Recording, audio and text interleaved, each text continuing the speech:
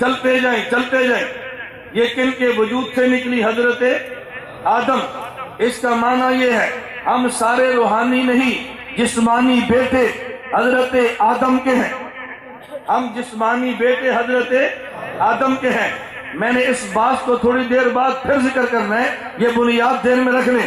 حضرت آدم کے بیٹے ہیں، حضرت رسول اللہ کے بھی بیٹے ہیں۔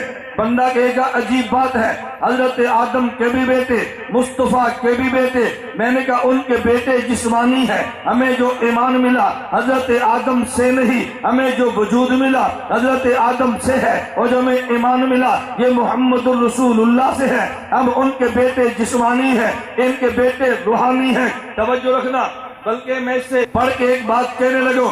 ہم جسمانی بیٹے حضرت آدم کے ہیں، روحانی بیٹے رسول اللہ کے ہیں، اور یہ معاملہ صرف میرا اور آپ کا نہیں ہے، یہ معاملہ انبیاء کا بھی ہے۔ ہماری ایک نسبت حضرت آدم سے ہے، ایک حضرت آدم کی نسبت ہمارے نبی سے ہے۔ آپ کہو گے یہ نسبتیں دو کیسے؟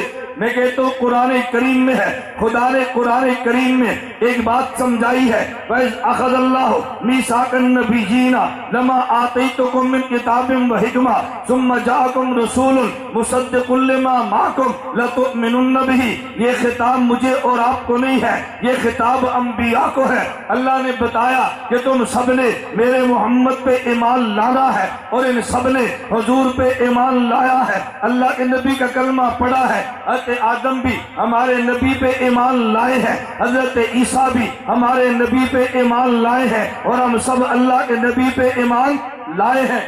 تو جب حضرت آدم حضور کا کلمہ پڑھے، حضرت آدم پہ نسل بنیں گے ہمارے نبی کی۔ ہم سب نے کلمہ پڑھا تو نسل بنیں گے اللہ کے نبی کی۔ اس کا معنی یہ ہوا ہمارے نبی بیٹے ہیں، حضرت آدم باپ ہیں۔ یہ نسبت روحانیت کی نہیں، یہ جسمانیت کی ہے۔ حضرت آدم بیٹے ہیں، ہمارے نبی باپ ہیں۔ یہ نسبت جسمانیت کی نہیں ہے، یہ نسبت روحانیت کی ہے۔ اگر یہ کہا جائے کہ پوری دنیا میں پوری کائنات انسانی کا جسمانی باپ کون ہے، تو جواب آئے گا حضرت آدم ہے۔ اگر پوچھا جائے پوری انسانیت کا روحانی باپ کون ہے، تو جواب آئے گا محمد الرسول اللہ ہے۔ حضور نے کلمہ آدم کا نہیں، حضرت آدم نے کلمہ رسول اللہ کا پڑھا ہے۔